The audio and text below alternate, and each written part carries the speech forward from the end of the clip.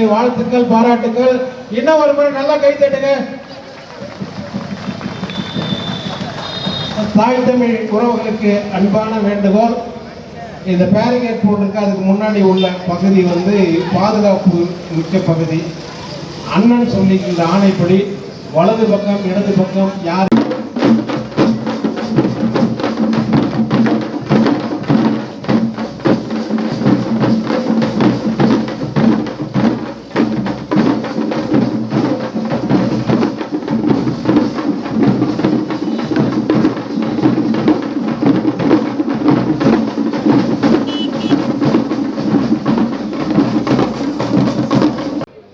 நான் கேட்கிறேன், தமிழ்நாட்டுல நாயுடுவும் பறையரும் ஈக்குவலா தான் இருக்காங்களா?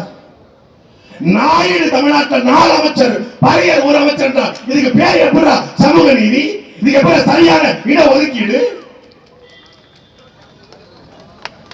அதே போல கோணார்கள் புறக்கணிக்கப்பட்டிருக்காங்க, நாடார்கள் புறக்கணிக்கப்பட்டிருக்காங்க. மறவர் ஒரே ஒரு அமைச்சர் தான், அதுல ஒரு அறமறவர் தான், அவரு லெமன் பிச்சிங்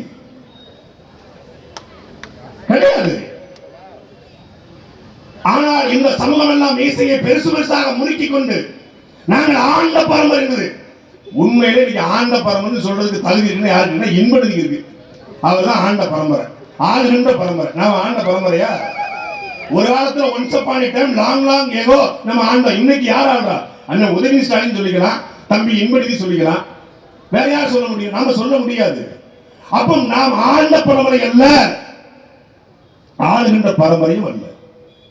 அதற்காகத்தான் இந்த இடஒதுக்கீடு. நீ சமூக சாதிவாரி கணக்கெடுப்புன்னு ஒண்ணு எடுத்துட்டா தேவர் எத்தனை, தேவேந்திர எத்தனை, நாடார் எத்தனை, கோணார் எத்தனை, பிள்ளமார் எத்தனை, செட்டி எத்தனை, முதலி எத்தனை, வன்னியர் எத்தனை, பறையர் எத்தனை எல்லாம் தெரிஞ்சிடும். தெரிந்துவிட்டால் என்ன தெரிஞ்சிடும்? ஏன் ஆள் எதற்காக இத்தனை எம்எல்ஏ இல்லைன்னு நம்ம கேட்போம். ஏன் அமைச்சர் இல்லைன்னு கேட்போம். ஏன் துணைவேந்தராக இல்லைன்னு கேட்போம். ஏன் தாசில்தாரா இல்லை, ஏன் கலெக்டரா இல்லை, ஏன் ஐபிஎஸ்ஆ இல்லை, ஏன் இன்ஸ்பெக்டரா இல்லை, ஏன் போலீஸா இல்லை, கேள்வியை கேட்போம். சட்டையை பிடிச்சு கேட்போம். கேட்கக்கூடாது. தமிழ்நாட்டுடைய அமைச்சர்மார்கள் பிஏ யாரும் தெரியுமா? Special secretary. ஒரு தேவேந்தரை காட்டு பார்ப்போம், ஒரு நாடாரை காட்டுங்க, ஒரு மரவரை காட்டுங்க, ஒரு வன்னியரை காட்டுங்க. முழுக்க முழுக்க இசை வேளாளர் சமூகம் மட்டும்தான் தமிழ்நாடு அமைச்சருடைய ஸ்பெஷல் செக்ரட்டரி. இது எங்க ஸ்பெஷல் செக்ரட்டரிட்டே இடஒதுக்கீடு இல்லையே. பீகாருடைய மரியாதைக்குரிய முதலமைச்சர் நிதிஷ்குமார் யாதவ் அவர்கள் தன்னை சமூக நீதி காவலர்னு சொல்லல, தன்னை இடஒதுக்கீட்டு நாயகன் சொல்லல, நான் சமூக நீதி காத்த மண் என்று பீகார் சொல்லல. ஆனா அந்த பீகார்ல சாதிவாரி கணக்கெடுப்பு எடுத்து உயர்நீதிமன்றம் ரத்து செய்து மீண்டும் சட்டசபையில் தீர்மானத்தை நிறைவேற்றி சாதிவாரி கணக்கெடுப்பை 1931 பிறகு எடுத்த மண் பீகார். ஆனால் பீகார் சொல்லல சமூக நீதி காத்த மண் பீகார் என்று இங்க பெருமையோட ஆகாத வகையில் நாங்கள் சமூக நீதி காத்த தலைவர்கள். இடஒதுக்கீட்டுல என்னோட தலைவர்கள் இடஒதுக்கீட்டு நாயகன் சொல்லுவாங்க. அருந்ததிய மக்களுக்கு, பறையர்களுக்கு, தாழ்த்தப்பட்ட ஒடுக்கப்பட்ட வார்த்தையை போறது. யாரா தாழ்த்தப்பட்டவன்? யாரா தாழ்த்தப்பட்டவன்? தாழ்த்தப்பட்டவன் அவன் தாழ்ந்தவன் அல்லடா, தாழ்த்தியவன் எவன்? அதான் கேள்விங்க. இந்த கேள்வி இந்த நேரத்தில் எழுப்பிய ஒரே தலைவன் எங்களுடைய செந்தவன் சீமான் மட்டும்தான்.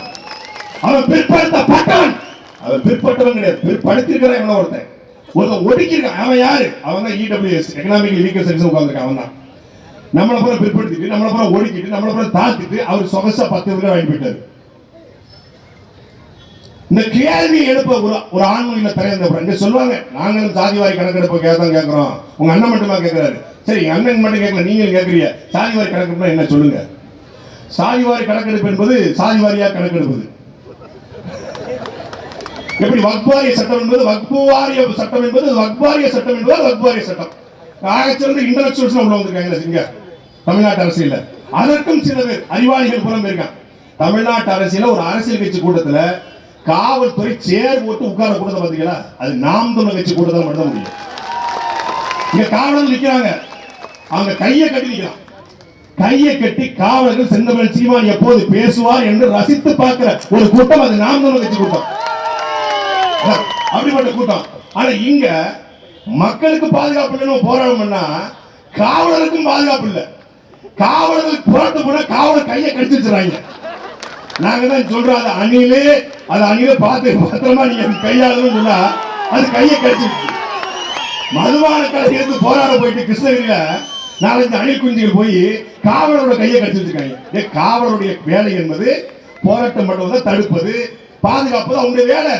போராடுவது உங்கள் உரிமை என்றால் அந்த போராட்டத்தை பாதுகாப்பது, அந்த மதுபான கடையை உடைச்சக்கூடாது, லாண்ட் ஆர்டர் இஷ்யூ ஏற்படக்கூடாது, ஒரு பப்ளிக் ப்ராப்பர்ட்டி டேமேஜ் ஏற்படக்கூடாது, தடுப்பது காவலர் வேலை. தமிழ்நாட்டில் என்னைக்காவது எங்களை எத்தனை வழக்கு, 240 வழக்கு, மனசவாக்கம் காவல்துறை அண்ணன் சீமானை அழைத்துக் கொண்டு போய் அவ்வளவு அவமானப்படுத்த காவல்துறை நினைத்தது. 240 வழக்கு, குண்டர் சட்டம், NSA, NIA, என்னைக்காவது நாம் மகிழ்ச்சி பிள்ளை ஒரு நாள் ஒரு காவல்துறையின் சட்டப்பையை பிடிச்சிருப்பான் எங்க செய்தி உண்டா?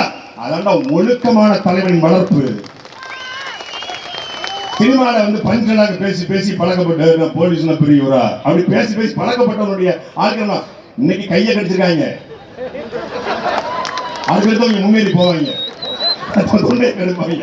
இது ஒரு சோபிஸ் கூட்டாது.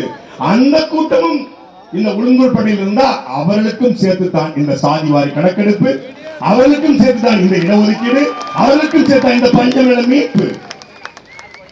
பஞ்சநிலத்தை மீட்கணும்னு சொன்னா திமுகவுக்கு அடிவைத்து அணுகுண்ட வச்ச மாதிரி இருக்கும்.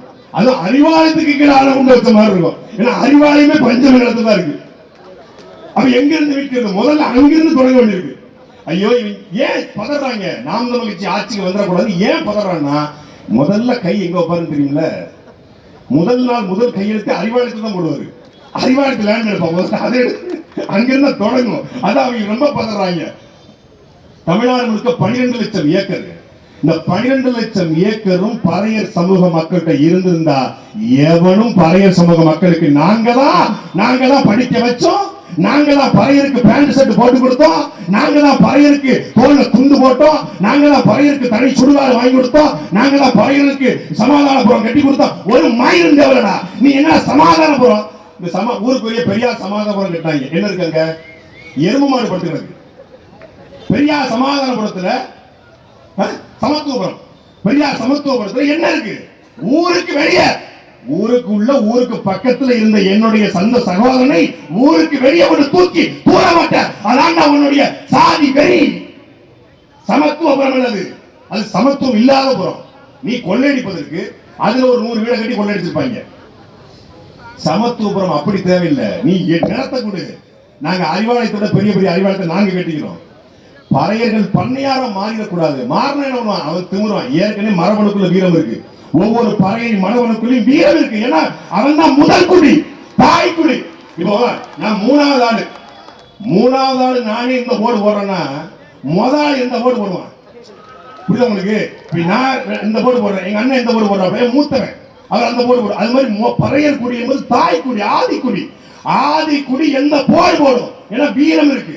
அப்போ வீரம் இருப்பதனால் அவன் கிடந்துடக்கூடாது, அவன் நிமிர்ந்துடக்கூடாது. அப்ப என்ன பண்ணணும்? அவன் அடிமையா இருக்கணும். நிலம் கையில இருந்தா அவன் அடிமையா இருக்க மாட்டான். பறையர்கள் அடிமையா இருந்தா மட்டும்தான் நாங்க தான் பறையரை படிக்க வச்சோம் என்று சொல்லி வாக்க பறிக்க முடியும். என்ன நீ படிக்க வச்ச? முதல்ல நான் கேட்கிறேன், என் ரெட்டமணி சீனிவாசன் எங்க தாத்தா அயோத்தாச பண்டிதை விட கல்வியாளர் தமிழ்நாட்டை யாருன்னு கேட்டான். எங்கள் தாத்தங்களை விட லண்டன் வட்டமேசை மாநாட்டில் அம்பேத்கர் போயிருக்கும் பொழுது அவருக்கு நிகராக எங்கள் தாத்தன் ரெட்டமணி சீனிவாசன் தமிழ்நாட்டின் பிரதிநிதியாக போனான் என்றார். அவன் எவ்வளவு கல்வியாளர்?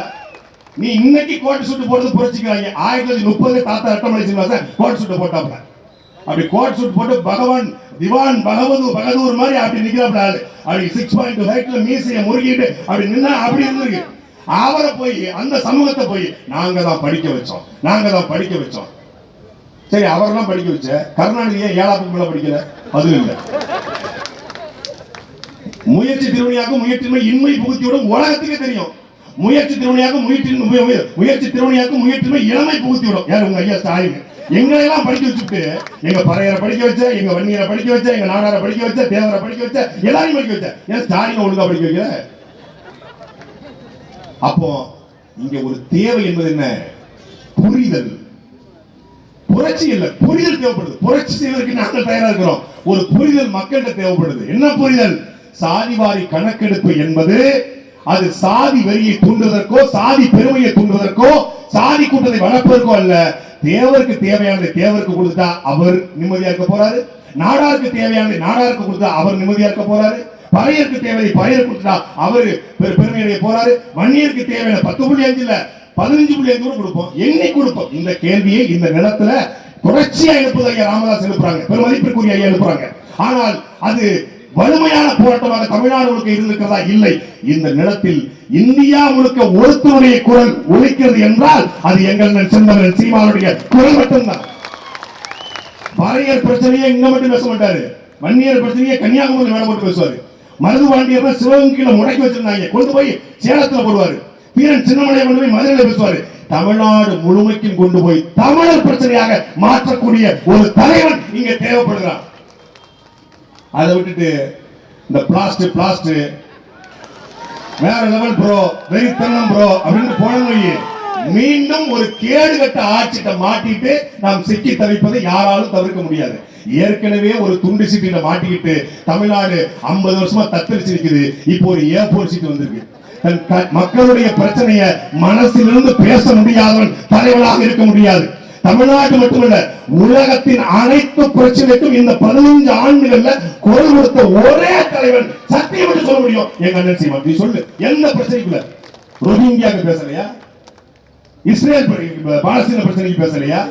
உலகத்தில் எங்க எவன் அடிபட்டாலும் முதலில் ஒரு குரல் எழும். அது தமிழர் நிலத்திலிருந்து சென்றவன் சீமானுடைய குரல் எழும். நாங்களும் போராட்டம் தான் பண்றோம். நாங்களும் போராட்டங்கிறது வீட்டுக்குள்ள வந்து பண்றல தம்பி, வெளியே வந்து பண்ணணும். ஒரே ஒரு வழக்கு போட்டாங்க, ஒத்த வழக்குக்கு எடுத்தே பாது ஓட்டம்னு போலீஸ் ட்ரெயினிங்ல கூட யாரு ஓடணும் ஓடி போயிட்டான். இந்த நிலத்துல சீமானை தவிர வேற யாருக்காவது 250 வழக்கு போட்டு இவ்வளவு பெரிய கூட்டத்தை கூட்ட ஸ்ட்ரென்த் இருந்தா சத்தியமா 2 சீட்டுக்கு திமுக அடங்கி போயிருப்பான். நீங்க மனசாட்சி சொல்லுங்க, இந்த உளுந்தூர் பட்டியல காசு கொடுக்காம கோட்டர் கோழி பிரியாணி கொடுக்காம இப்படி ஒரு கூட்டத்தை யாராவது எந்த கட்சியாவது கூட்ட முடியுமா? வாய்ப்பே கிடையாது. உளுந்தூர்பேட்டை ஒரு செய்தியை பேசாம போக முடியாது. உளுந்தூர்பேட்டைக்கு நீண்ட காலமாக பேருந்து நிலையம் இல்லைன்னு சொல்லி, ரொம்ப நாளா பேருந்து நிலையம் இல்லைன்னு சொல்லி மக்கள் எல்லாம் கோரிக்கை வச்சிருக்காங்க. ஏன்னா பேருந்து வந்து வருஷம் வந்து நிக்குது, அதுல மக்கள் ஏறி போறதுக்காக பேருந்து நிலையம் அமைக்கணும். உளுந்தூர்பேட்டை பேருந்து நிலையத்தை சரி பண்ணணும். ஆனா பேருந்து நிலையத்துக்கு உளுந்தூர்பேட்டையில இருந்து 15 கிலோமீட்டர் தொலைவில் சம்பந்தமே இல்லாம ஒரு காட்டுக்குள்ள 8 ஏக்கர் இடத்தை அரசாங்கத்துக்கு கொடுத்துட்டு சுத்தி 150 ஏக்கர் இடத்தை வளர்ச்சி போட்டுக்கிட்டு இந்த திமுக கும்பல் ஒரு பேருந்து நிலையம் அமைக்குது. ஏன்? கலைஞர் கருணாநிதி பேருந்து நிலையம் பேர் வச்சுட்டா திமுக குடும்பத்தை ஏமாத்தலாம்.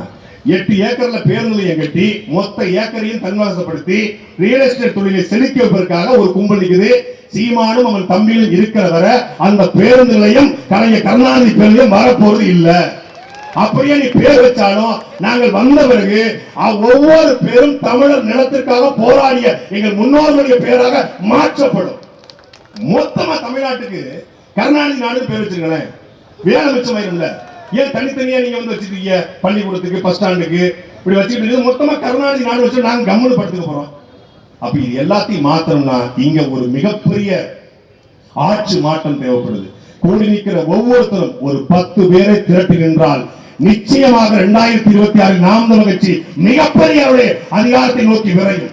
அதை நோக்கி நாம் சென்றால் மட்டும்தான் இந்த சாதிவாரி கணக்கெடுப்பும் பட்டியல் வெளியேற்றமும் இந்த பஞ்சநல மீட்டும் சாத்தியமை தவிர அது நடக்கவில்லை என்றால் நாம் கூவிக்கொண்டே இருக்கலாம், போராடி கொண்டே இருக்கலாம். நாம் வெறும் போராட்டக்காரராக மட்டும் நாம் போராட்டக்காரராக இருக்க போறோமா, இல்லை இந்த சட்டத்தை நிறைவேற்ற நிற்க போறோமா என்பதை நாம் முடிவு செய்ய வேண்டிய காலகட்டம். மக்கள் மன்றத்திலேயே எப்படி பேசுறோம்னா சட்டமன்றத்தில் எப்படி பேசுவோம் என்பதை நினைவில் வைத்துக் கொண்டு என்மை மரியாதைக்குரிய மக்கள், இந்த தொகுதியில் வாழக்கூடிய மக்கள், நீங்கள் நாட்டிலே விவசாயி, நாட்டில் விஞ்ஞானி தோற்கலாம், பொறியாளர் தோற்கலாம், மருத்துவர் தோற்கலாம், ஏன் இந்த நாட்டை ஆளக்கூடிய பெரும் அறிஞர்கள் எவனும் தோற்கலாம். ஆனால் சோறு ஒரு விவசாயியை தோற்கக்கூடாது. அப்படி விவசாயத்திற்கிற உங்கள் பிள்ளைகளை ஆதரித்து இருப்பது மட்டுமே ஒரே முடிவு என்று சொல்லி விடைபெறுகிறேன். நன்றி, வணக்கம். நாம் தமிழ்.